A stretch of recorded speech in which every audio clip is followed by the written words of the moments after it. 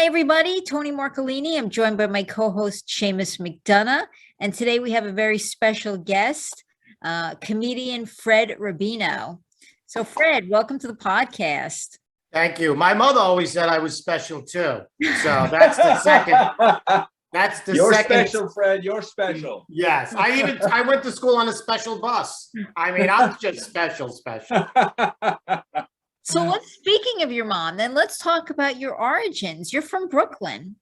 I was born in Lower Manhattan, a place okay. called Alphabet City. It's on the lower end of Manhattan, and it was where a lot of Italians immigrated from.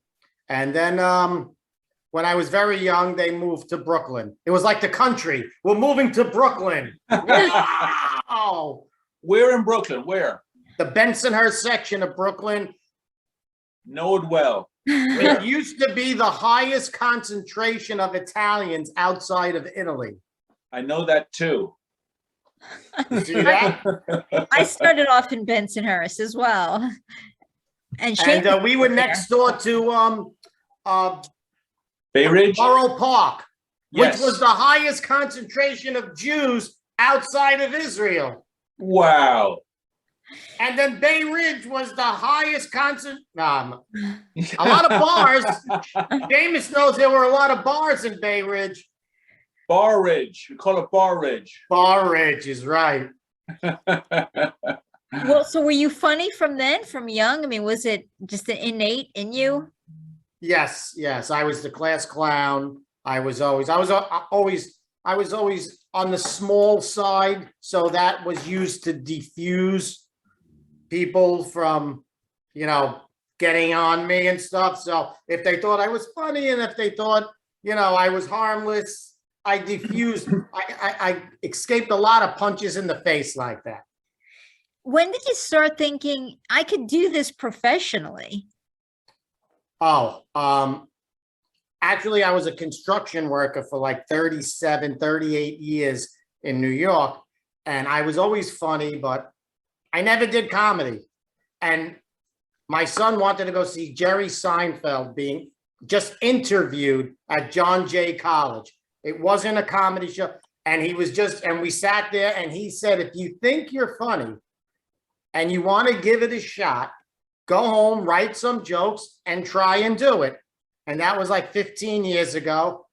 And I did it. My son was like, you can't do it. You can't fix the lawnmower. You can't paint. But I did it. And now I'm headlining a lot of places all over the East Coast. Wow. Congratulations. This is amazing. So tell me about your first time. The first time you stood, I assume you went to some like open mic. Yes. Well, how you do that is you write maybe 5 minutes worth of stuff. And then there's a thing, I know it's all over the place, but in New York, they're called open mics. And a lot of times you pay $5 or you agree to buy 2 beers, which for me, it wasn't a problem, the 2 beers, Usually they had to stop me. All right. Only 2. Yeah. So what you do is you go up there and you're only in front of the other open micers. There's only like 10 people there. So you go up there and you just see if you're comfortable on stage and you can get it out. And no one's looking at you. Everyone's looking down. If they like the joke, they're stealing it. And it's soul crushing. I don't know how I got past that point. Was that your first experience, though? The very first time you were on stage? Yeah, many comics, that's how you start, because you don't even, and I remember, I was maybe 45 years old, and I'm sitting there, there's all 19-year-old kids and 21-year-old, and they're like, what is this? Is he the manager? Is he, And I was just sweating. My heart was pounding. And I was like, I can't get up there. And the guy who was emceeing, he was maybe in his late 30s. He came up to me and he goes, hey, dude, relax. No one's here. This is just to see if you could get up there. He goes, just go up there, say what you got to say. You're not going to be discovered. You're not going to blow another chance. There's an open mic next week. And I calmed down a little. I got up there, and then I started to write better jokes, and your 5 minutes became 10 minutes, and then your 10 minutes became 20 minutes. But then from there, they have a thing called a bringer show. So after 2 years of doing open mics, there's a thing called a bringer show where it's a regular show, 10 comics. There might be 40 or 50 people because everybody brings 4 people. That's how you get on stage. Oh, I see. Like so there's an audience for you built in. Because everybody has to bring 4 people. You don't get paid. God forbid they pay you. So, and there's 40 people in the crowd, and that's the first time you get to perform in front of people. BYOA, bring your own audience. Exactly. And, 10, 15 comics. Sometimes you get on the list, you're the 12th comic, and you're like, oh my God, I got to go to work tomorrow. Tell us about the very first time you were on stage in a setting where it wasn't like you were being paid as a professional comedian. Where was it and what was it like? The first time I got paid, I believe what happened was after the open mics, a couple of years of that, and a couple of years of bringer shows, I worked construction. So if I was on a job, I would be on a job 4 months here, 3 months here. I had no problem getting 4 people. I'd get 10, 15 people. Hey, let's go see Freddie. He's playing. And they would come. And then, I did that for a few years. And then I would tell them, I go, listen, when am I going to get a shot at just being on a regular show where I don't have to bring? But they don't want to give up you bringing people. So they never tell you you're ready. But I was making a lot of people laugh. So I said to myself, I'm not going to do it anymore. I'm just going to do like 2 or 3 shows a year. And I'm just going to rent out the bar. And I'm just going to sell tickets. And that was the first time that 100 people came. Wow. And we made hundreds and hundreds of dollars. And that was the first time I really got paid. And I was like, this is fantastic. But I was only doing it like 2 or 3 times a year. And then I started getting little gigs here and there and more. And then it just, I was in demand. And then Facebook took off. And people started being fans of mine on Facebook and showing up at my shows. Sure. Well, you started, I want to say, with Vic DiBenedetto and Tommy Gooch. You were doing vignettes, right? Yes. What happened was, Vic was doing those vignettes. And then when I got with him, I'm a writer. You know what I mean? Like, I'm always writing, even if I don't use it. I'm always writing jokes. If I see something, I write down the premise. I go home, I try and write. 90% of them are terrible, but the 10% I keep. So I used to write all of those videos. In every video for those 2 years that I was with them, I wrote every single one of them. And that's how I started saying, why am I doing this for them? Why don't I just do it on my own channel and headline and do my own thing? And that's what I did. And a lot of bad feelings when I left and wouldn't write their videos anymore. Oh, yeah. I know Tommy. I worked with Tommy on a show. Series. Yeah. I first met Tommy when I was doing those bar shows. And he was a comic for like 15 years before that. And he wasn't getting any work. And I was like, come on. I said, everything I get, I'll put you on my show. And that's what I did. I'm always the helping guy. I never learn. Wow. Talk to us about the creative process. I mean, certainly to write, and we're fascinated by creators here, creators of all kind, because I think, writers, even actors, you get a character on paper, but you have to bring that person to life. And I think creativity takes all different forms. And certainly comedians are creative. You're writing that material from scratch. What does that process look like for you? I mean, how do you get your inspiration? How do you begin writing? I just think either you're funny or you're not funny. I see all these people say, we have a class. We're going to teach you how to be a comedian. I'm like, how? How do you look at a tree and say, I could write a funny joke about that tree? Unless you could do that, or you can't. I can't teach you to make that tree funny. You have to be like born with it. And I would say a lot of comics who write are always going to be funny. But there's a lot of comics that you see and you're like, this guy hasn't changed his set in 35 years. Like, you're not creative. And so the creative process always has to be, even if you're not using the material, you always have to be. And when you see those comics, you click with them right away, because you see that, wow, they could just talk about anything and make it funny. And those are the ones I really respect the most. The ones that it's the same set for 40 years. I'm like, you know what? You're just not an artist. Yeah. Even I need to change my routine once in a while. There you go. From scotch to whiskey. Yeah. Exactly. How long do the jokes last?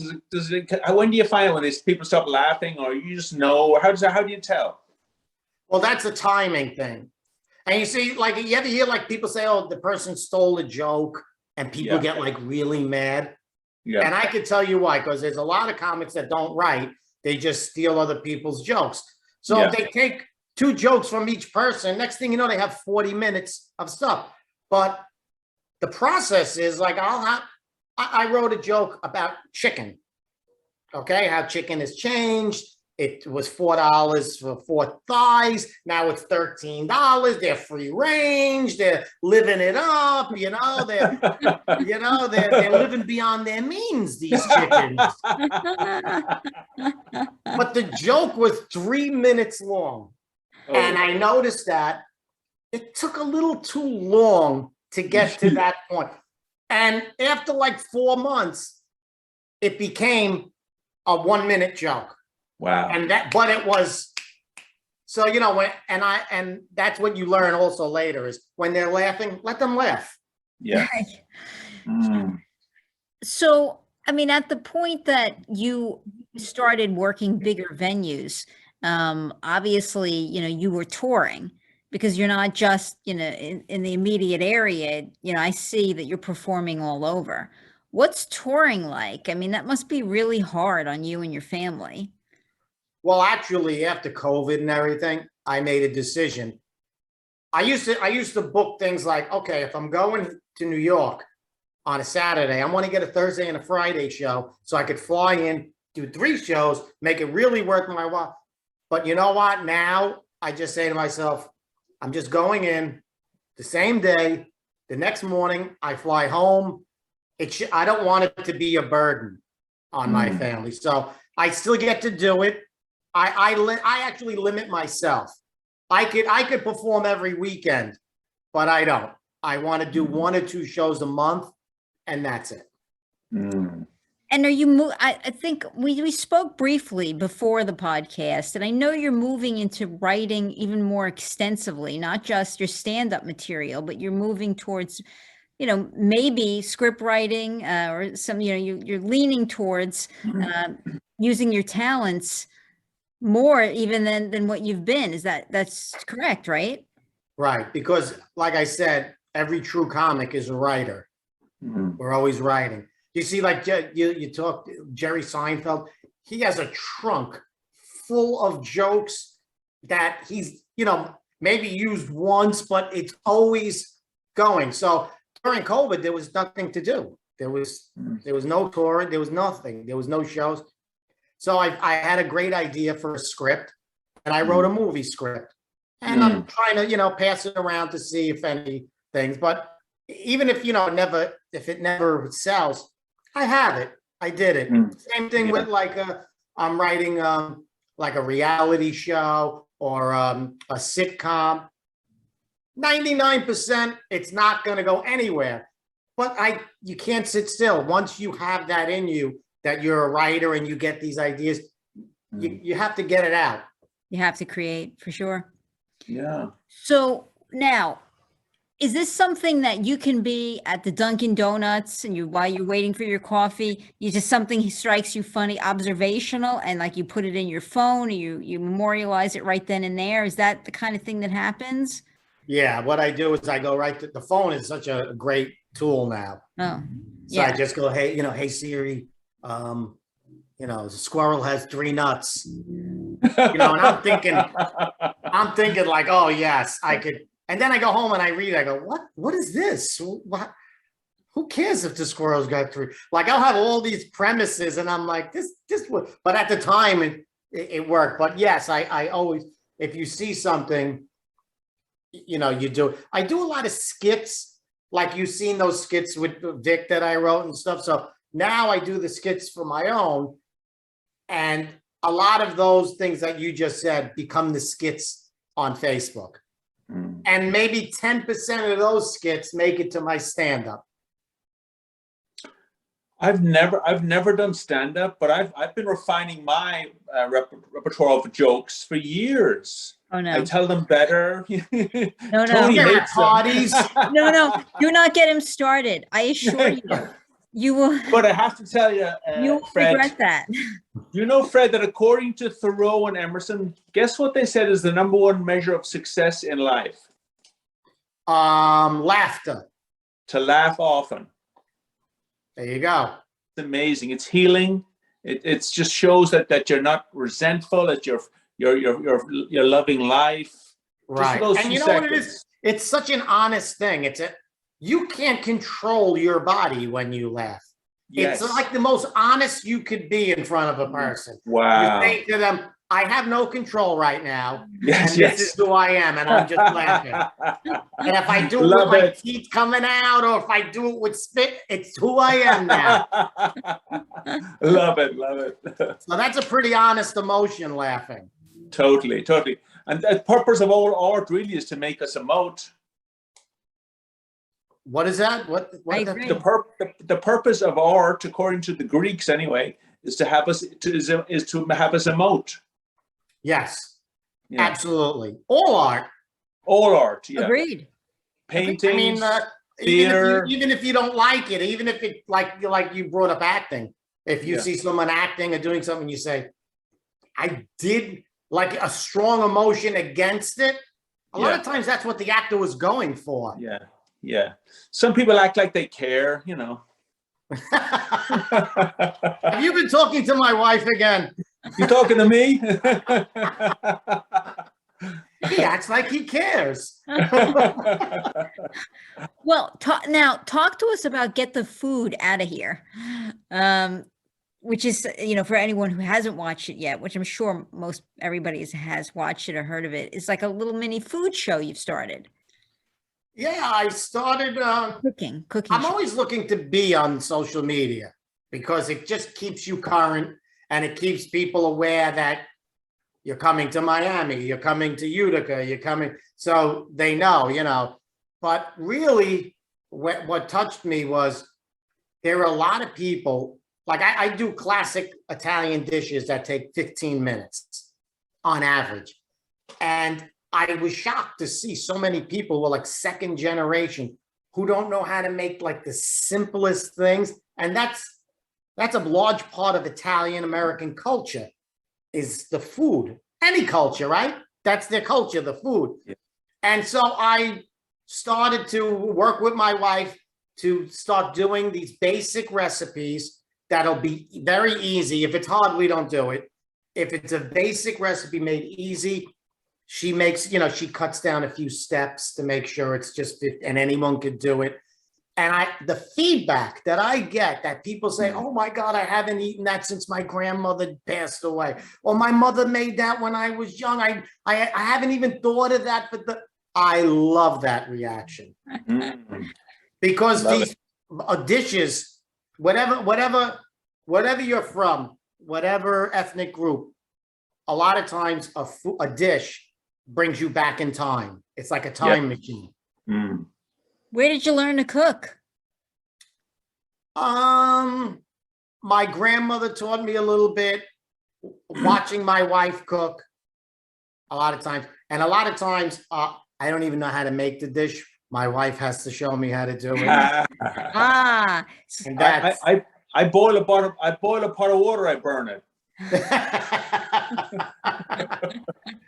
Yeah, so she guides me through the whole process a lot of times. so that's like a behind the scenes secret.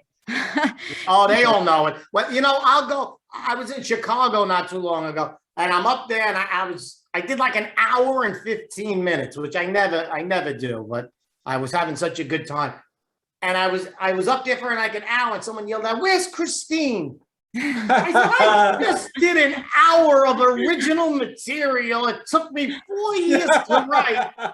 And all you can say is, "Where's Christine?" Where's Christine? Well, that's how the best we got to eat. We got to eat. Yes. and the best relationships, right, are built on when someone can accentuate your positive qualities. Exactly. Yeah. She threatens me with a knife right before the show half the time. But still accentuate your positive qualities. Yes, my quality to follow orders or get stabbed.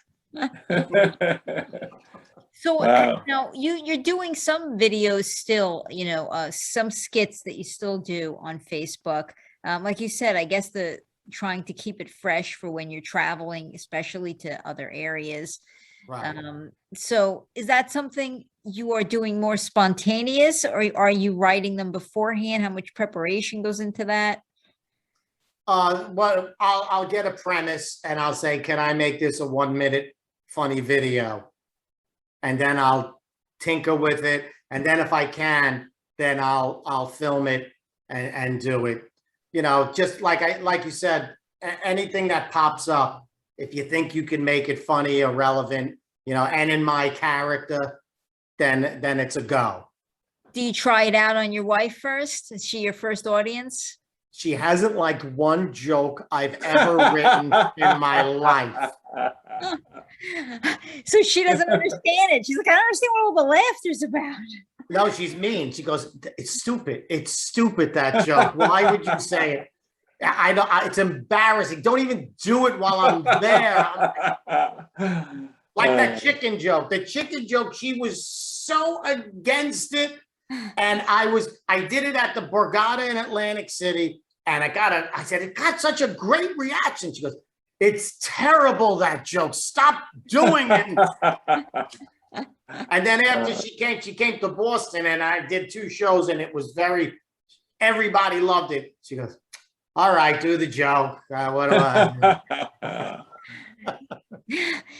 So but she's then your first, you try it out on her, even though she tells you it's not funny, and then you just kind of plow on with it anyway. Is that right? There's always that hope that one day she'll like a joke I wrote. There's always that hope I hold out.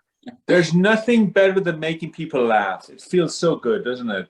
It does. It really does. It's like I said, it's an honest thing. It's an honest emotion, and it's I don't know. It's like you said, it's like a healing thing. Yeah. Like anybody could get together. You could get together with someone who politically you're opposite, socially you're opposite, religion, anything. Mm. And you could share a joke, and all of a sudden you're both connected, that you're uncontrolled of your bodies and you're laughing at the same exact thing. And nothing is uniting more than that. Totally. Wow. Yeah, I couldn't agree with that more. I think that oftentimes you can come from completely different backgrounds and cultures, like you said, and there's something very bonding about finding a little piece of common ground, because in the end, I guess we all kind of want the same thing. We all want, health for our families, and everyone to be, okay. We all want to enjoy the time while we're here. But the finding a little piece of common ground that you can make somebody from a totally different culture laugh. And I think I agree with you. You're just bonded forever by that little bit of humor. Right. That's one of the greatest things when you do that. And like I said, and it does, I don't like when people, they'll go to a comedy club and they'll be judgmental. Mm. You know, it's like, okay, the person's doing humor about a topic you really don't care about. Okay, but you're going to a comedy club and that person is trying to make you laugh.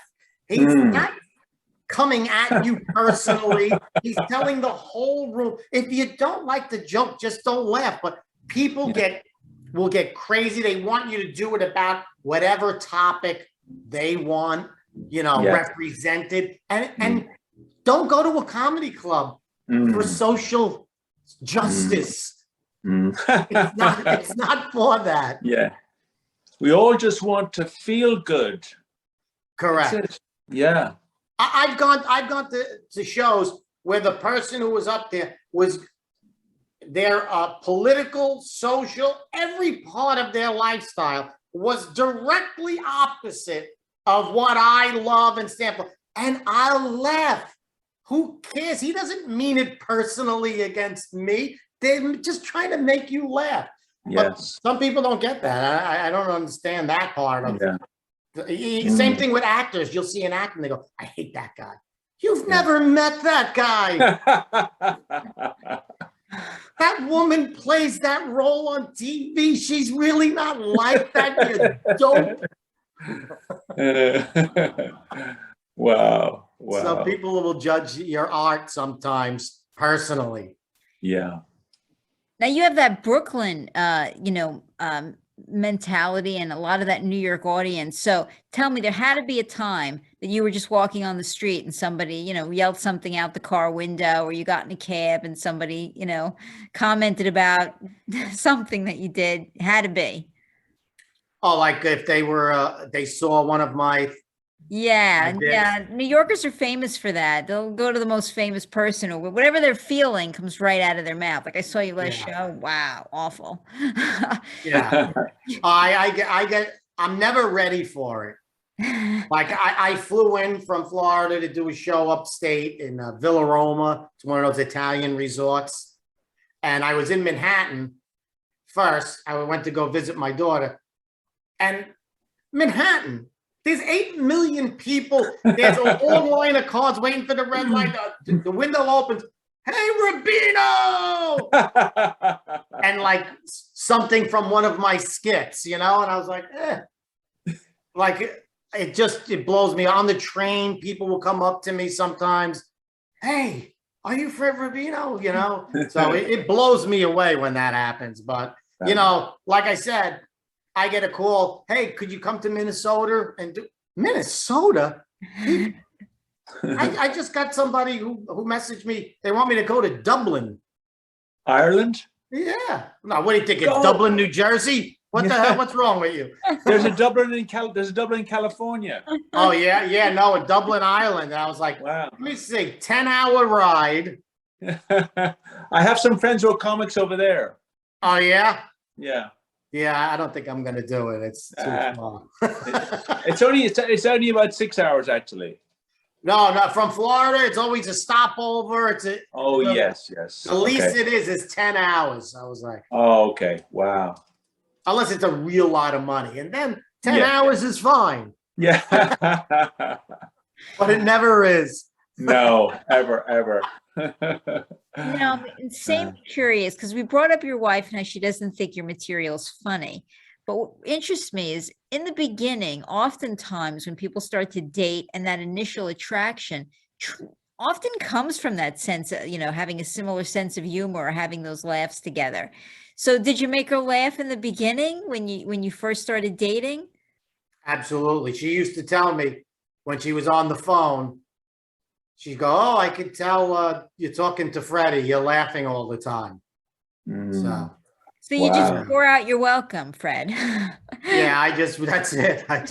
Now she looks at it and she goes, that doesn't make sense what you said. No, I said, no, it's a joke. Of course it doesn't make sense.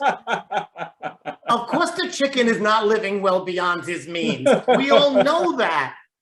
I said, chickens are not living like that. She's like, but that's why it doesn't make. She analyzes it, and I'm like, oh my God. Yeah. Then we'll go to a comedy place, or somebody will be playing locally, and we'll go, and she'll be laughing and laughing. I'll go, what happened here? Yeah. Yeah, she Yeah, laughs his at somebody jokes. else. She laughs Yeah. at somebody else. They're new. You know, I told you, you wore out your welcome. I'm just an old joke. Now, did you have any mentors? Yes. Like I said, I was in the clubs doing bringer shows, and the bringer show would always have a real comedian that ends the show. So, you know, people sat through 10 comics doing 10 minutes each who were just starting out, 80% horrible, you know, and then but you know, you stay because the headliner was like a real funny person. And there was this one headliner that I always used to be on their show, and it was Jessica Kirson. She's a New York City comic. Right. And she recently was working with De Niro on a movie and stuff like that. But people would leave. Like, they would do their set and they would leave. And I would say, but we don't know how to be comedians yet. Don't you want to see? Don't you want to? It's called like schooling. You know, Yeah. don't you want to see how? Yeah. And I would watch it. I must have seen her 10 or 15 times. And I just saw how she would, the punchline and then another punchline. Like maybe 3 jokes, 2 or 3 jokes on the same joke. Like it would be like a real hit, like boom, boom, boom. And I'm like, that's how you do it. Yeah. That's how you do. And it sunk in. And that's really where I learned how to write a joke from that woman, Jessica Kirson. Fantastic. Mentors, and every successful athlete, comedian, actors, they always have a mentor, someone that's so close to them, knows all about them. And it's invaluable. Well, comics don't really have that because they're like solitary. They do their stuff. They write their stuff. They're very protective because people steal your stuff all the time. I mean, I'll write something, and I do a skit about it just quick. And then all of a sudden I'll see somebody 6-7 months later on there doing on stage my joke that I didn't even do on stage yet. It was just on Facebook. And it's word for word. So we're very protective of that. But I would watch her. I would really watch her and see what was so special about her. And that's really was my biggest influence and like mentorship, if you could call it that, of writing a joke. Well, so now are you back to touring again? Well, I wouldn't call it touring, but yes, now I'm doing like 1 or 2 a month of either in Florida or New York, New Jersey. But like I said, I've cut it down. Like a lot of people saying, hey, you're coming up anyway. Do you want to come? No, I'm going right home.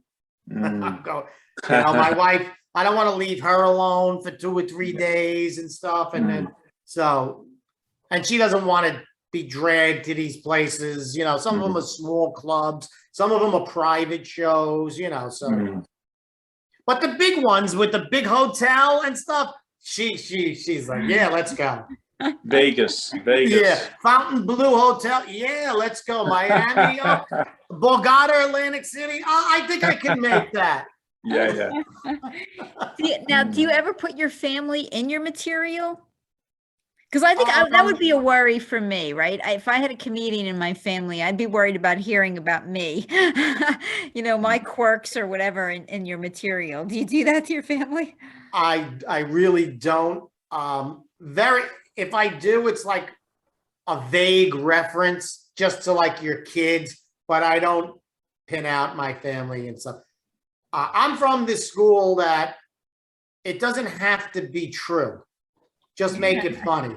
Like, I don't care if you grew up and it was poor and you, whatever you did, and you go on about it. And if it's not funny, I don't care.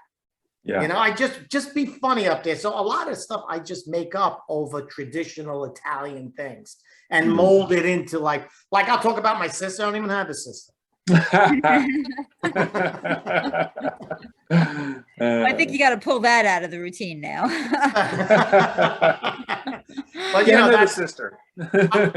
I've heard it before. I've even heard Jerry Seinfeld say it on TV, saying everybody says it's got to be who you are. You got to talk about. He goes, no, I don't care if that happened to you on the train. It doesn't have to be real life. It just has to be funny. Yeah. And that's the school of thought I go by. So what creatively excites you these days? I don't just writing another joke. Like I always look at my set and I say, my God, I've been doing that for a while now. When am I ever going to be able to write another joke? And then by the time like that, 2 weeks later, like, oh, I got it. I just wrote another joke. And I don't even realize I don't like to change my set greatly. Like I've done it sometimes. I have 2 bits that when people come, they want to see that bit. And like at one time I stopped doing it and people came and they were outside going, what the hell happened? You didn't do the grandma thing. You didn't do the candy. What? I brought all these people. I've been telling them for 2 months. But there's certain things I do no matter what, but I don't even realize it sometimes. I'll take one joke and I'll add it and then add another one. And then people say, you know what? I haven't seen you in like 9 months. And your first 20 minutes is new, but I don't even realize it because I only add one thing at a time. And by the time you know it, all of a sudden I got half the thing is, but that excites me when I write a new joke and I go on stage and it's pretty good. Oh, nothing better than that. Well, so where can people find out about coming to see you or, just any information about, where you are appearing? Well, I have a website. It's fredrubino.com. And all my, anytime I get a show, I put it on there. And 90% of the time, there's a link that you could just click on the link under the show and it'll bring you right to where you could buy tickets. And you have a Facebook channel and a YouTube channel where you can see, pretty much all of his work. I mean, you follow it along. I don't think you take anything down. So you have, years worth of material on there. Yes. But sometimes that's good and sometimes that's why I took all the get the food out of here ones and I made a separate page for them. Right. So if you're just looking for the cooking and you don't want my jackass jokes, then you just go for the cooking. Seamus and I have to thank you. You're very funny. Yes. We appreciate you being here. I encourage everybody to check him out, to check out the food show. Now you know his wife is really the mastermind behind the recipes. So throw her some credit. Yes. In the comments. FredRubino.com. Thank you so much. You guys are very good at what you do. I've been on some podcasts, but you made this a pleasure. Oh, thank you. Yes, you made this a pleasure. I know I did, but I'm still saying. It takes one to know one. There you go. Oh, I've never had that said as a compliment. I was always.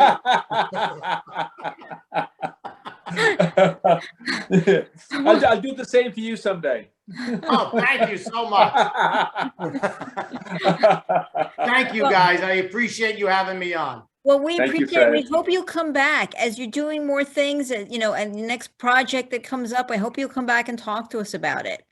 Okay. And if you ever interview someone who's looking for a script. I'm an actor. I can act in your script. There you go. There you go. Well, hey, if you got an actor, you got to have a place to sell the script. Let's go. Let's do it. Let's do this. Let's do this. We'll film it in Dublin. I could get a free show out of it too. Like Brutus. On that note, we're going to say goodbye from everyone here. And it may interest you to know. Oh, no, you don't. I'm just getting started.